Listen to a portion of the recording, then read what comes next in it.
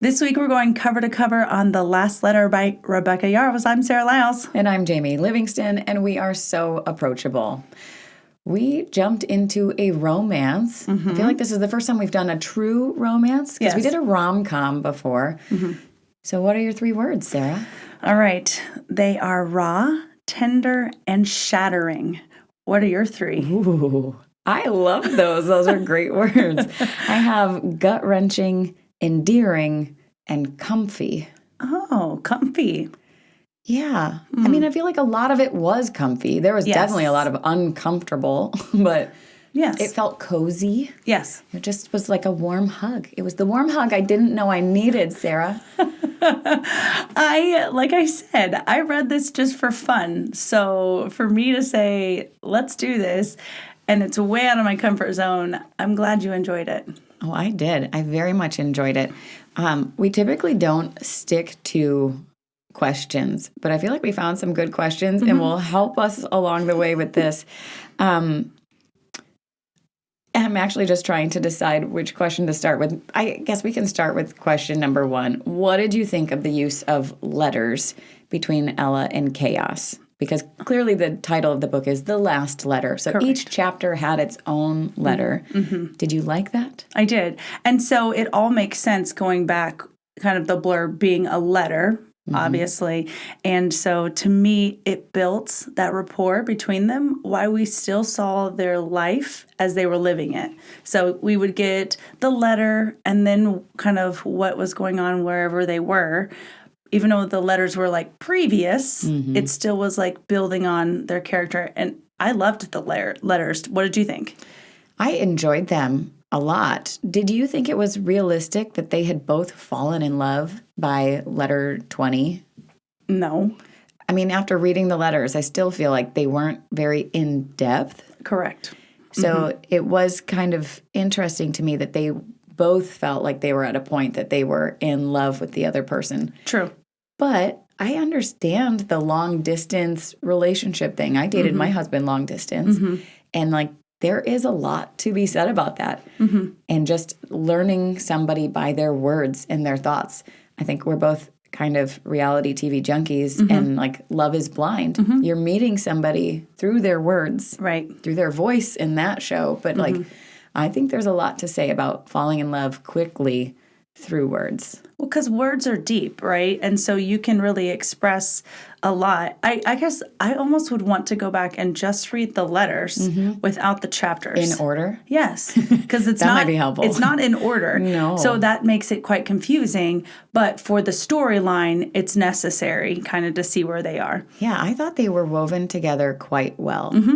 I was curious to get the next one and to see where it fit into the mix. Right. I was definitely predicting the fact that we were going to eventually get to the last letter. Right. It was sad that the last letter, I mean, first we start with the last letter, but then his last letter. Oh, so it was the brother's last letter and then Chaos's last letter. I thought it was beautiful. I really liked the flow of those and reading both sides of that.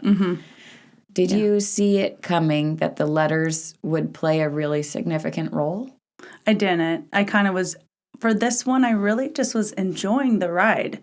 Like, there was so much in-depth and building on these characters. Mind you, there weren't a whole lot of characters, but I loved all of the characters. There weren't any characters that I didn't go, I love that character. I love how emotional they are and how kind they are. I remember one of our reviews talked about the dog. I loved the dog, obviously, but I also am like, the characters were great. And so I feel like one of our last books, we had no likable characters. And so this was refreshing to actually feel for them, empathize, and like sit with them in happiness and in struggle. Yeah, I mean, we start to realize as far as like get-go, like chapter 2, I was already sad and heartbroken. I mean, we meet Ella and her whole life. She's this single mom that's struggling, that has had a whole lot of challenges. She's like, what, 25? 25, yes. Yeah. And so by 25, she owns her own business with twins who one has cancer. And it's like neuroblastoma at that. And so it's a big, serious cancer. And literally, I knew going into this that someone was going to die because I knew that was a trigger warning. Right. But it was like, man, I just want to try to put that aside and just try to unfold this and let it just, weave together. I know we had put that in our TLDR episode that child with cancer and the death of a child were both in the trigger warnings. And so while I was reading, I was like, I don't think it's going to be the kid with cancer. I mean, yes. I was like, it's going to be way too predictable. It'll still be very sad. Yes. And very gut-wrenching. But the fact that the overall response from reviews was just how sad it was. Yes. I was like, ooh, I feel like it's not going to be Maisie. I know. I loved her. It was just... I loved both of the children. I loved both of the children. Actually, I think of the children and I think of the joy that they bring and how when they're just what I envision twins to be like when one's gone, they've got these stuffed animals and that they keep with each other is like a keepsake of, okay, you're still with me. But the children. I think that's what makes it so sad, even more so as a mom, too. Yeah. It just is like these young children and the innocence that they bring. Were there any specific memories? One of our questions here was, what were some of your favorite moments from the growing bond between Beckett, Maisie, and Colt? There's so many. I really loved kind of Colt's first interaction with Ryan when he goes and sneaks over to meet the dog. Beckett. Oh. Colt. Ryan is his cousin or his uncle. Sorry. Thank you. Beckett. Yes. I remember. Ryan's the one that passed. Okay. Yeah. Her brother. Yes. When he goes over to meet him and the dog and they go and have the best time. And those moments were just so sweet and they just were so true. And it was like, I could envision this whole picture and even how he just brought them in like they were his own. And I know he was doing it for his best friend, Ryan, but it was there was true love and true compassion and true care there from him. Is this what it's like to have a dad? Oh, my goodness. Did the waterworks just come on even more so? Yes, they did. Yes. Again and again and again. I really did enjoy the interactions with the kids and him getting to know them.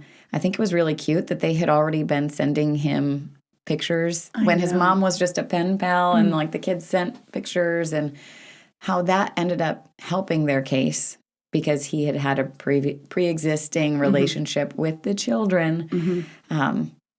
Did you question their plan to get Beckett to adopt the children? I mean, yes, because I thought, how is this going to work? Really?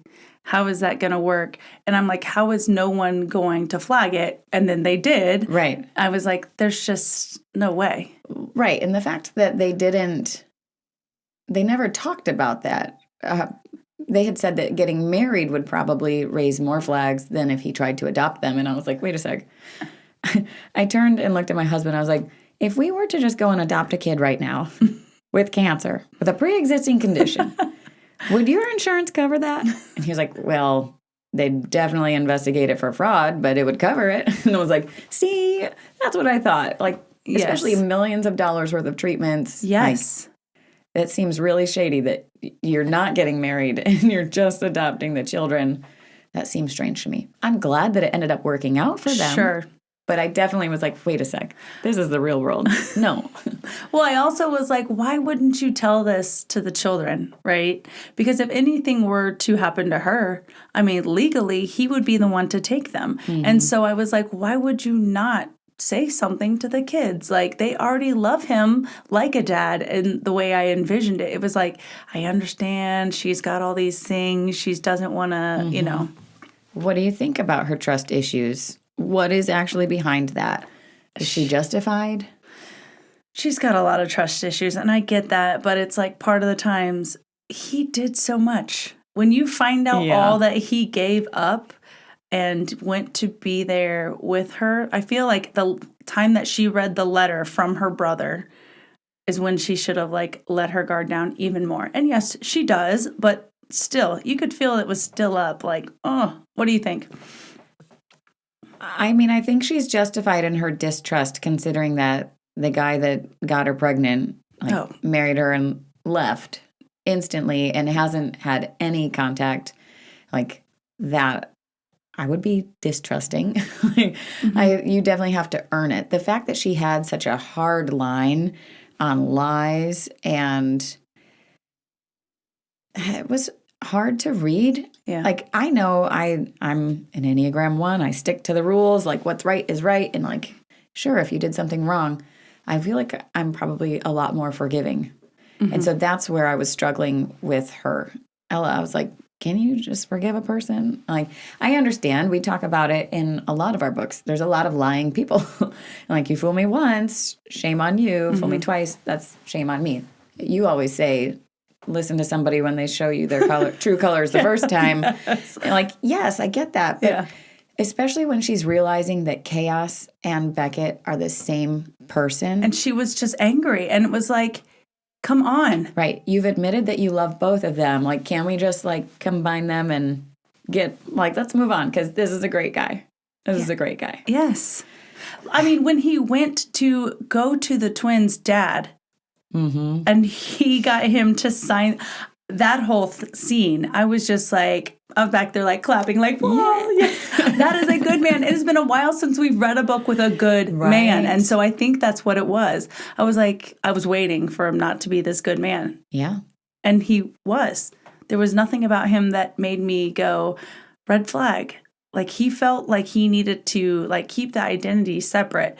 How did you feel about him keeping that identity, Chaos, and Beckett separate from Ella? I was annoyed, and I was trying to figure out why it was necessary. Right. And, I mean, I think he said that she wouldn't have accepted his help, and he would have been, like, kicked out. But then I'm like, but she loved you, and you loved her. And, like, I don't understand why. Like, I feel like a lot of this could have been resolved. And at the end of the book, when they've both read all of the letters, all of the letters have actually come to light. And they're like, oh, dang it. Like, we could have actually had all of this great time together. I mean, I think they do end up living happily. I mean, a version of happily ever after. But, like, I think they do come to terms. But it's like, man, if you would have just read her letters saying, I don't care that my brother died. Like, I still need you. Like, that was hard to read because he had not read it and then just like left her and being ghosted, especially from somebody that you love. It was hard. It was hard. I mean, part of me was like, I understand he felt guilty for, had that guilt of like thinking that he was responsible for his death, for thinking, okay, I'm responsible. If I would have gone, he wouldn't have died. And it's just like, and I mean, of course, I'm not in the military. I didn't know all the situations, but it's like, you can't control any of that. You wouldn't have known that that was going to happen. And then he had that guilt of just sitting on his shoulders. I'm like, you shouldn't have held on to that like that. And then you just stopped writing her. She would have understood that you were like depressed and you were sad yourself. And just tell her. The whole time I was like, just tell her who you are. I don't understand. Can you not just tell her I am Chaos? Right. It took forever. It did take forever. And even when she was like, just tell me that I need to hear you actually say it.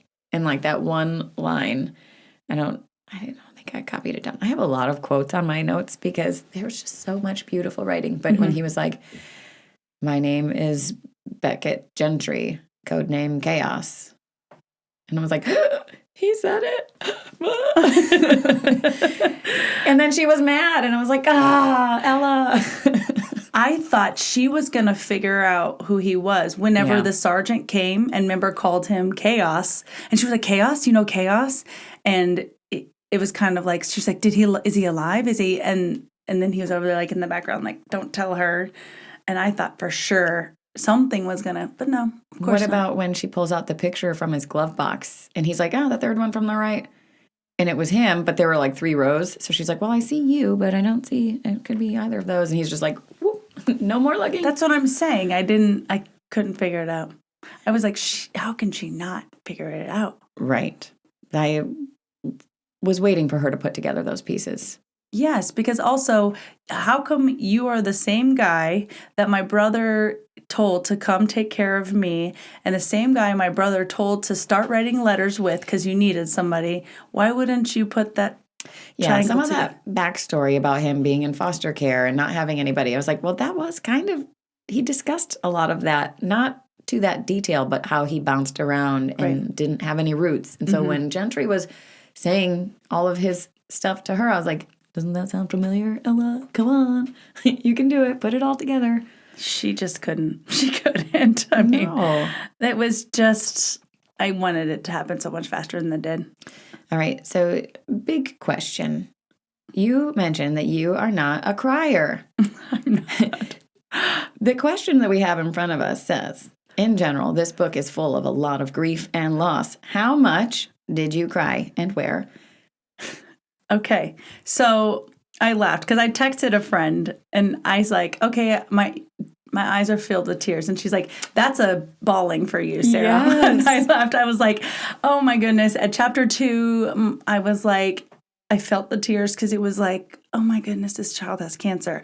The ending was gut-wrenching. And that's where I said it was shattering because it was. And it wasn't just like one thing. It just felt like it kept going. And then it was like those tender moments of after he died. That whole scene was just so sad, but yet so beautiful. And then it keeps on going even further. We're like, I actually thought for a moment when he built those zip lines and one was over the, like, into the river, I was like, oh no, is she going to go into the river? Like, is she going to not do something? Like, I was worried about that. And then when she walked across the ice, I was like, someone's going to fall through the ice. I mean, I was like already waiting for something more to happen. Don't break my heart even more. And then just the moment when they were at the gravesite and just the words and the emotions there, I was like, that was just so touching. And so it was yes, it actually was kind of quick, but it felt like it was so well written. Like her writing style is great. I really enjoyed her writing style, which is funny to me because I only know her name from like dragons and, all the fantasies. So, and I've never read any of those, but. Yeah. I texted you the first time I started crying because I was sitting in the bathtub with my book and was like, because, okay, this is a large portion, and I'm going to read at least some of it, because it said, I didn't cry when,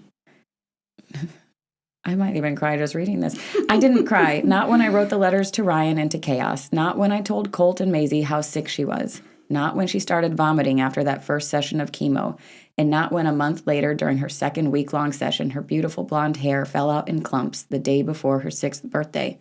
I nearly lost it when Colt showed up from the barber with Larry, his head as shiny as and bald as his sister's, but I just smiled. He'd refused to be separated during their birthday, and as much as I didn't want to see what she went through during chemo, I was incredibly thankful to be with both of them, not to be a constant state of worry about one while I was caring for the other. I didn't break down, not until New Year's Eve. That's when the uniforms came to the door and ripped my strong facade to shreds with a simple sentence, "We regret to inform you that your brother, Sergeant Ryan Mackenzie, has been killed in action." I know. I lost it at that sentence because the whole time she's saying, like, nope, I'm not crying. I'm not going to cry. I'm not going to cry. I'm going to be strong for my kids. I'm going to do it. And then it was like, your brother has to die too.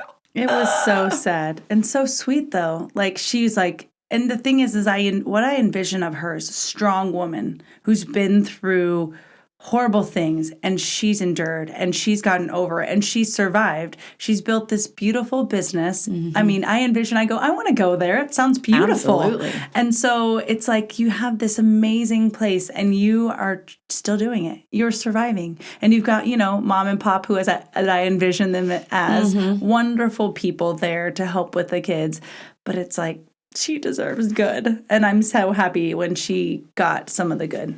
I will say, at the end of the book, when you said that you finally had tears in your eyes, I was on a plane reading the last several chapters. Oh, girl. I couldn't even see the book anymore. Like, I was a blubbering mess. Like, the tears were pouring out of my eyes, and I was like, I just need to finish this. I just need to finish. Like, I'm glad I'm in a row by myself right now. Goodness. There wasn't somebody next to me. Otherwise, I was like,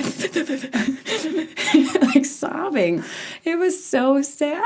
It was, but it was so sad. But at the same time, I loved it. I loved the fact that Colt was being a hero. Yeah. He saved his little girlfriend. I know. And, like, he had protected her before from the bully. And, like, Beckett had been able to be a father to him and kind of give him those lessons on the right thing to do and how to stand up. And, like, you show a girl you love them by, like, your actions. And so in those final moments, that's exactly what he was doing as this little 7-year-old. I know. I'm just picturing my 7-year-old students, and I'm like, oh my goodness, like, that was so cute. I can picture any of them at that age, like, doing something. But the moment of Beckett finding Colt in the rubble and, like, trying to save him, did you think he was going to be saved? It had been so long. I actually didn't think he would find him still alive. Right. And so that was more of like, you're just going to find him dead. When he was still alive, it was like, oh, he's still alive. And then you realize. He was like, wiggle your toes. Yeah. And the guys are like, he's not wiggling his toes. I was Right. like, oh no. Yeah. Oh no. So then it was like, these are his last moments. And so he has these last moments with him that were just so beautiful. Don't make me cry again. But like, even like you said, I have it, like when he was like, I have a dad. I've had a dad all along. And he was and I'm imagining that in that Beckett's probably going, why didn't I tell him? Why didn't we tell him? Like, he deserved to have a dad. He's had a dad this whole time. And he got that moment of just saying like, I love you, Dad. I think that was so beautiful for both of them. Yes. I mean, I think that had to be very cathartic for Beckett. Yes. And just that was a saving moment for him. Yes. And I realized after the fact, Ella needed to know that Colt wasn't alone. And so that was super special. Mm-hmm. And I think that hits me a little harder because I was with a loved one when they passed. And this was an elderly relative, but my great aunt was so thankful that he wasn't alone when he died. And so I know how big of a difference that makes for somebody to just know that they weren't alone. So the fact that he's like cozied up, like snuggled to him and holding him tight, he's like, I don't even care about a neck injury at this point. Like, you can turn and like just hug me. It's like, this is so beautiful. And the fact that like that's one of the only situations where Beckett drops an F-bomb. Because I loved that he didn't swear and he was like, nope, I was raised to like use precise language. Correct. And there's always a better word. People will think you're dumb. And like in that instance, like that's when he swore, and it was like, okay. He's like, there wasn't a better word to use. I agree. Like, I yield the floor, sir. Like, you can, yep, okay. Yeah, because it was so sad. I couldn't even envision how hard that was. I think of after that, the helicopters coming down, and Ella knows. She knew. Well, right. She was like, they wouldn't be landing here if they found him. Right. And then just, I think that moment was just sad. Again, just gut-wrenching, shattering, tender and raw. And I mean, it was more of the waterworks for not my kind of waterworks, right? Okay. But where I'm like, my tears and my eyes are starting to well up, just feeling all those emotions, thinking, I didn't think that you were going to be the one to die. I've spent all this time with your sister caring for her. And I can't imagine that guilt she probably felt and carried and maybe still carried afterwards. Yes. And just, like, did I trade my daughter's life for my son's life by over praying for one and not for the other? I was like, oh, that's awful. There was part of me during this book that thought that Beckett was the one that was going to die, that he was going to die trying to rescue somebody. I didn't know if it was going to be some like an organ transplant or something that needed to be done, but I thought that he might be the one. And so she would have been losing a lover. They would have been losing a father figure, something. So I was trying to figure out, it's like, nobody's died yet. And we've talked about this, but I didn't know that it was supposed to be a kid. Mm-hmm. That does kind of ruin the thoughts when you're going in, right? Going, okay, there's going to be a kid that dies. Right. But I also understand wanting to put trigger warnings on things. So it can go both ways. That's true. I mean, it can. So I have another quote. It says, "Hope fooled you, gave you the warm, fuzzy feelings just to yank them away again. And right now, Beckett was a big slice of warm, fuzzy hope, and I hated him for it." I just love this writing. I know you just mentioned it, but I have read Rebecca Yarros. Mm-hmm. I've read several of the Fourth Wing series, and this is so different. This actually feels elevated and meaningful. Like the other ones are college kids at dragon school. Yeah. And they are a lot more gratuitous sexual content. Mm. So I think we said this was a 3. I mean, it's one chapter, really. Chapter 18. Yeah. Mm-hmm. So there's one very open door. This is where they actually come together and again and again and again. Yes. But her other books are 4 or 5 Chili Peppers and a lot of that kind of content. So, and I feel like the dialogue isn't anything special. I feel like I need to revisit one of those just to compare again. But like, this was really clever writing, mm-hmm. and I really enjoyed the style of this. Mm-hmm. I think it was just very different from the romantasy vibes. And the fact that this was almost 10 years before the other books, mm-hmm. maybe 5 years, because Fourth Wing would have been out earlier. The most recent one just came out. But I was watching an interview with Yarros, and this book was supposed to be the one that put her on the map.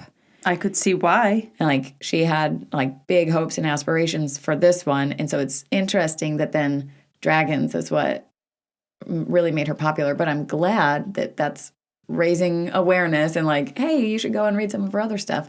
Because I probably wouldn't have picked this one up based off of her other books. Yeah. But I loved this one. Yeah. I mean, and I agree. Again, romantasy is not usually my thing. All the fantasies and all the names I can't pronounce. Right. And so when I think that that's the same author, I actually can't envision that that's the same author. I'm like, she writes that I can't envision this writer writing that. But right. So different. I am curious to see, because I know she has several other books. I feel like we said she had 20 books. Yes, a lot. There's a lot. She has a lot. So I might need you to go through TikTok once more and see what other books of hers are really good. Maybe ones that aren't going to make me cry. I was not wearing makeup while I was on my plane ride. Smart. So we were good for that. I was worried that my contacts were going to come floating out of my eyes with all the tears. It was ridiculous. I mean, I get it. So I do have a question, though. Do you think that, and of course, we've mentioned this is a major spoiler alert, but the death in the last 10% of the novel has been very divisive for readers. Do you think it was necessary? Was it integral? Or was it just placed in there for shock value? I mean, it was heavy. I mean, really, if you pull back out of it, would the story still be good without that heavy 10% of death? Yeah, I think I actually would still enjoy the book. It just pulled you into a deeper, it tugged at your heartstrings to where... I don't think it tugged. I think it ripped it out? Yes, right? And so it ripped it out, put it back in, ripped it out again. Right. Yes. And so I think it's somewhat of a shock value, but at the same time, it really pulled you in. And it really made you just fall in love with the characters even that much more because of the tender moments after the deaths of going to... even when they went back to the house, they had the plots of where the death was, the funeral. All of those things were just beautiful. Even when her friend came over, it was the little girl that he had saved was her new best friend. And so all of the little things just put it back together going, in a perfect circle. Did you feel like it was necessary for that heavy hitter? Yeah. I mean, I would have enjoyed the book up to that point as well. I was kind of curious because I was like, all right, well, if she's cancer-free and like, what are we doing here?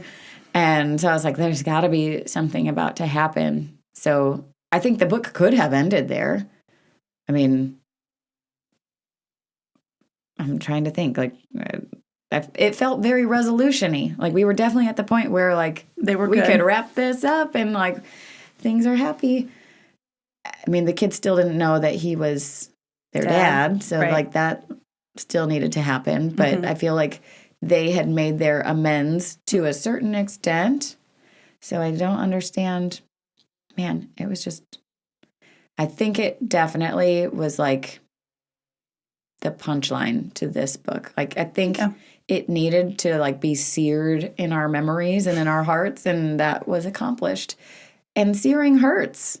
Like, we were branded by this book. Like, that's how it felt. So I think it was necessary. But apparently the internets perhaps disagree. Well, yeah, because some of our reviews didn't love it. I mean, one said the only good character was the dog. And I'm like, oh, now reading this book, I'm like, I disagree. The dog was great, yes, but I don't feel like I hated any of the other characters. Was that in this book? Yeah, it was talking about he was such a good boy. That was Columbo. That was a completely different book, Sarah. Columbo from Beautiful Ugly. Oh. I don't know that our reviews for this one talked about the dog, but it's possible. My goodness, there's so many I feel like we didn't reviews. Have bad ratings for this one because they were all good.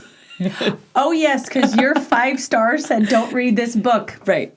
5 stars. I recommend this to no one. Sorry, people. It is, I will say Brandon. The dog was great.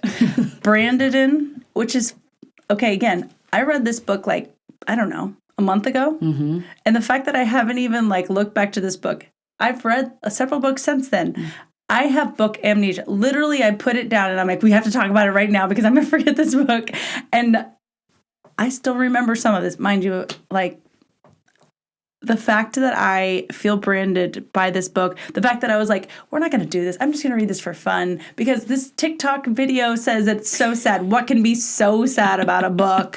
And then I picked it up and I'm like, okay, we're doing this book. We have to do this book. You're going to love this book. And you're like, okay. You're going to hate this book, but you're going to love this book. You probably were so confused. Well, it's funny. There's a Harry Potter quote, and it's like, you're going to suffer, but you're going to be happy about it. And I feel like that describes this book. Well, on that note, you want to give your review, or do you want me to give mine first? I think I want to hear yours. Okay. All right. Well, I have so much to say. So obviously I laugh because this talks about, I love that it says as seen on TikTok. Oh, I guess we do need to do the book cover first. Sorry. Oh, yeah, okay. We didn't do that. Well, we can talk about it. So I love that it talks about as seen on TikTok, which is, I don't watch TikToks, but basically it's from TikTok, from I saw it from socials. And I'm like, yep, that's where I saw that book. And so looking at this, knowing what this is about, I love this cover. I like this cover. I think it's a little misleading because I'm not picturing, like, I thought this was more of a beach. Oh, I as could see that. opposed to, like, it does have mountains. I guess I just never looked past it because I was too drawn in by the dog tags in the sand. Mm-hmm. I mean, they are on a little lake or whatever, but I think it could look a little more rugged. Okay, I could see that. Like this background, this is, I'm picturing Colorado. This, I'm not picturing Colorado. I know there's mountains in the background, but they're so like hidden by fog. That's my only complaint. I think it's beautiful. As the island to where they're buried. Right, absolutely. But yeah, I could see why you feel that way. Because really, unless I'm really staring at it could be like, some caps or clouds in the background. Right. I think there's just more emphasis on the beach as opposed to like, I really loved the idea of solitude and the B&B that she runs. Like, I want to visit that place. So I could have seen like a cabin or something. I don't know. I would expect grass, not a beach. But that's just me. I loved it. Anyway. I mean, I picked it up. I know. Picked it up from social media, which I don't normally do, which was, I don't regret it. Good. All right. So let me give you my review. So like I said, I read this a while ago and I've read several books since then. This has stuck with me. it has, like you said, ripped my heart out. It was so good. I loved all the writing, her writing style. I really enjoyed the letters and the buildup of the characters, the way she built on their who they were, their background, their history, who they've become. I loved that. And I'm not usually one who loves like world building and all of that, but I love the way she did that. It actually makes me go, I want to find more of her books because the way she pulled me in and sucked me in there. I mean, by like chapter 2, I couldn't stop. I was like literally, I was slow in savoring this one. I wanted to continue. I didn't want to fly through this because I didn't want it to end, but I wanted to know what happened. Yeah. So it was like let me just savor these beautiful moments because there were so many beautiful moments, even with the sadness, that I loved. This one is going to stand with me for a long time. I mean, it's going to linger. It's going to sit there, and it has for so long. And so for me, I give this one 5 stars. Ding, ding, ding, ding, ding, ding, ding, ding, ding. Sarah, how does it feel to give a book a 5-star rating? Honestly, a 5-star to me, and it's surprising because I love murders, mysteries, psychological twists. I don't know if it's the mom in me, it's the life changes, but man, could I ever continue to read books like this all the time? Bring it on. If there's more books like this that you recommend, please recommend them. Not that I love the waterworks and all that, but the emotions, the feelings that you get with this is so genuine. I loved it. Cover to cover, I loved it. I just have to laugh because we had talked about it in one of our recent episodes that your New Year's resolution was to find a 5-star review. And did I think it was going to be a romance? No. And that's why you were like, I think we need to do this one because it might be my first 5-star review. I was like, okay, I'm on board. Let's do it. This is great. I have to say ditto to all of your reasoning. I mean, the writing was beautiful. It truly drew you in. I mean, we both have family members who have been in the military, who are in the military, and have worked in perhaps questionable places and have done questionable things that I have no idea about. And so, like, using their call signs and there being mystery, like, I can't necessarily talk with my husband about what he did at work today because he can't tell me. It's classified. I'm like, okay. So I understand, like, that aspect of this book, and I thought it was really cool that they were able to kind of infuse that. And I know that Yarros has said, like, there's military themes in all of her books because she's married to, I think it's a helicopter pilot of some sort. So, like, that's cool.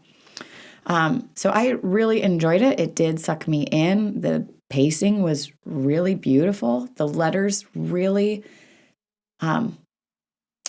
created a beautiful fabric. I mean, it was like a patchwork, and it was kind of all over the place, but I felt like it was easy to connect the dots and to go kind of back and forth in time with those letters and trying to figure out, okay, well, has he said this yet? No, he hasn't said that yet. Oh, this is filling in the blank for this one.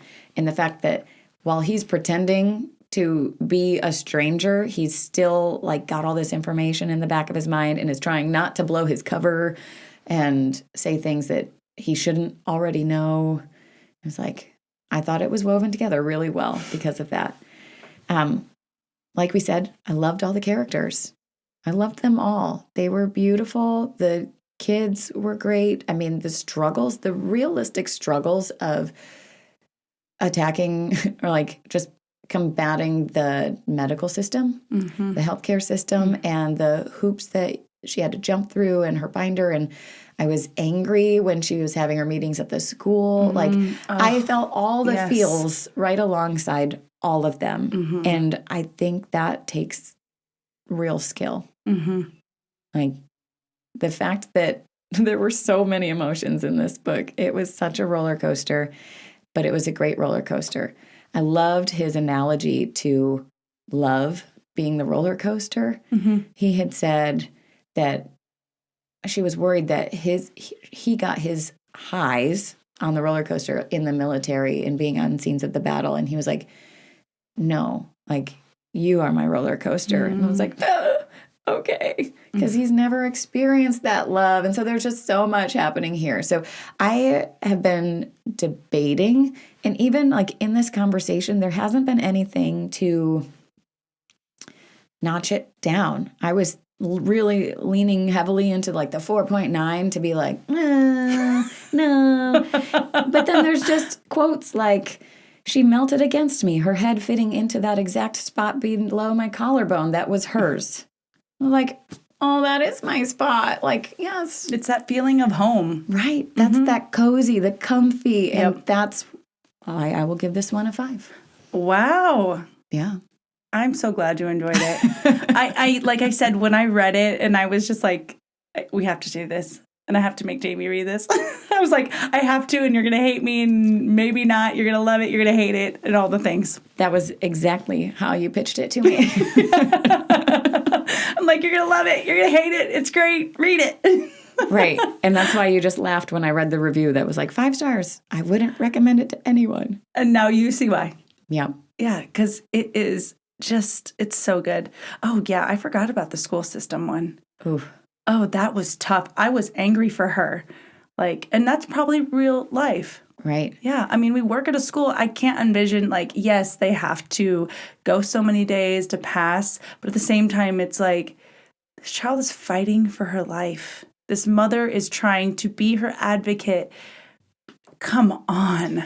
Well, and I think that the fact that it was twins definitely adds a different layer to it, because if it was like a single child, holding them back a year isn't going to be the end of the world. Right. But like when it's somebody that you are bonded to for life, yes, the fact that she was like, oh, he's hurt, and like grabbed her stomach, and that's what was hurt on him. I was like, oh my goodness, twins are crazy.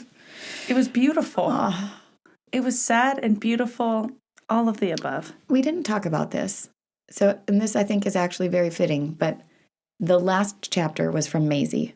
What did you think about Maisie's last chapter? Because she goes out, and I was kind of confused because the perspective, we hadn't had any Maisie perspective. Correct. And so at the end, she goes out to the island and brings M&Ms with her to give to her brother, and is kind of, it's just the resolution that we were looking for. And so it sounds like Ella and Beckett had 2 kids. And she's talking about how much of a terror they are and running around and jumping on everything. And I don't remember, it's been 5 years. So I think she's 13. Probably, yeah. Because she's saying that she beat the odds and like she's cancer free. And I was just like, why am I crying again? This is so beautiful. Right. It was sad, but it was just so beautiful. And it gave you, like you said, that resolution to know where they're at. It didn't leave you hanging to question. It let you know, like, they truly are continuing with their love,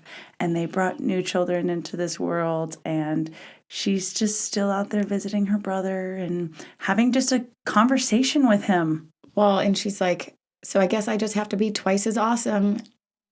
And I was like, oh, you're going to be awesome. Like, this is so, it's beautiful. I think it also just hit me because we had a child delayed. I mean, like, I have a 2-year-old and we have 9 to 14. So like clearly a large gap, but that was kind of like me and my husband being able to start fresh. Right. And so like, I just related to that and the fact that they've got 2 little ones running around while like their other one is growing up. And so he actually got to experience the fullness of fatherhood. Right. And it just was a beautiful whole picture. Well, and it was what Ella deserved. Right. What Beckett deserved. And what she deserved it too. She deserved to be cancer-free and happy and not in and out of hospitals. I mean, most of this book, she's sick. And so for her to be like, I'm cancer-free, I beat all the odds, and you're the one that's, no longer with us. What do you think about a potential movie? Oh, this would be a great movie. I think this would be an awesome movie. I would definitely be like, let's go night 1. What do you think? Yeah. I mean, it's very character driven. Yes. And so the letters would be kind of an interesting way of framing this. But we've seen from other books that we've covered that they find really creative ways to do that on screen. Yeah, they do. So I think it could definitely be done. And especially since the climax is the last 10% of the movie. So you really are sucked in. I think they could get some really cute kid actors and really tear out your heart once again. I mean, I think I would love to see this into a movie. I mean, I envision this like really hunk of a man with this perfect dog and all the things. Well, it's funny because they keep talking about him as a Chris Pratt lookalike. Yeah. And I had to look back because I was like, I feel like Chris Pratt actually like his moment was right around when this book came out. Would make sense. Because they said like a Marvel character like Chris Pratt, and I was like, which Marvel is he? Oh, he's the one from Guardians of the Galaxy. Mm-hmm. And Guardians of the Galaxy, I think, came out in 2015. And this was 2016. So that made sense to me. Although I do think it's interesting. Have you ever watched The Terminal List? Mm-mm. Okay, so that I've considered putting that book on our list because that is a military. It's super intense. Like that is hardcore. We watched it and it was amazing as a show. I think it's on Amazon. But Chris Pratt is the main character in that one. And he's like special ops, undercover. So like if you liked the character in this book, like go watch that show to see like you can envision that's what he's doing on the other side of this. Nice. Well, I imagine, like I said, some beef of a man and then Ella, some beautiful thing. And that just looks like she's busy. Right. Yeah. Juggling all the things. Literally. Whew. And keeping everything together. I don't know how. With her binder. Yes, that binder. We didn't talk about this, but when he went, there's so many things we didn't talk about. But when he went and drove her the binder, and then just stayed there, and it was like, stay with her, please. To be fair, he was already going to be driving to Denver, but yes. Well, the fact that he went and stayed with her and helped and did all of the stuff, it was great. He's a good man. I loved it. I'm so glad you loved it. Yeah, we're going to have to find another amazing book to keep reading. And keep ranting. And remember, you are so approachable. Okay, the episode is over. If you enjoyed it, could you give us a thumbs up or leave a review? It goes a long way toward helping us grow and meet new people like you. Subscribe to get notified when the next episode drops. You can follow us on Instagram and Facebook to see what we're reading next, recommend new books, and join the conversation. We're so excited to have you on board.